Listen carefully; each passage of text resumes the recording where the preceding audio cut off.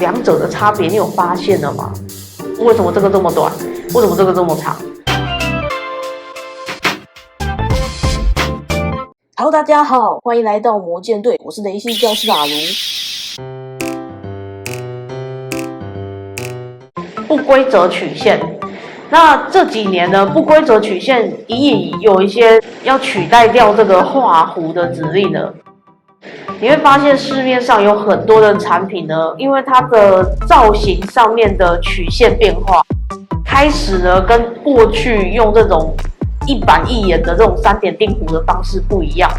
好，为什么呢？我先随便画一个，我们最常用到的会用到这个不规则曲线跟样式不规则曲线。那我先给你们看这两者的差别。好，比如说点、1点、2点、3点。好，跟这个不样式1点、2点、3点，两者的差别是样式的这一个，它很像贝兹曲线。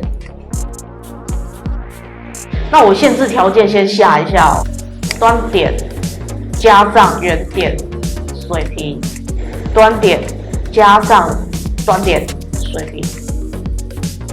好，左边端点加上圆点垂直，我先把它设定在同一条线上。我先把它设定在一起，这样子呢，大家在看它的差异呢会比较明显。样式的这个，它多出了中心线去做控制，而不规则曲线它没有中心线，但是它有什么？它有贝兹曲线。它有控制感，可以去做控制。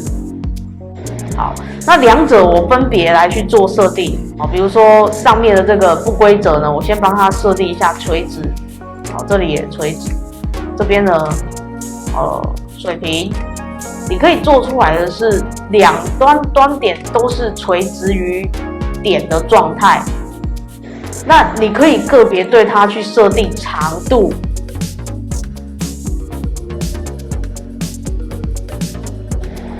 那这个我可以不可以把平行线呢取消掉？哦，比如说给它一条中心线，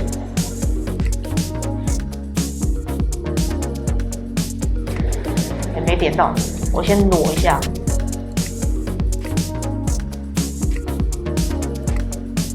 好，30度，你可以帮它去控制角度。也可以控制长度，那你会发现它这个线啊没有变成黑色的哦，但是它的控制感是什么颜色？是黑色的，所以它已经完全定义了。好，那我们看下面这个样式的差别，角度、长度、长度。两者的差别你有发现了吗？用中心线去设定的长度40，跟用控制感设定的长度40是不一样的。为什么这个这么短？为什么这个这么长？我把它挪在一起，因为我发现它们之间的差异。赶快订阅阿如的频道，跟着阿如一起迈向雷系建模大师的目标吧。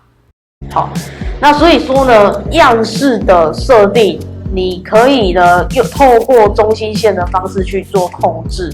那不规则曲线的设定，你是透过它控制感，就像贝兹曲线一样，你是透过控制感的尺寸设定，然后包含角度等等的，你可以去做出不一样的变化。感谢各位的收看，欢迎按赞、订阅或分享阿如的频道哦。我们下个影片再见喽。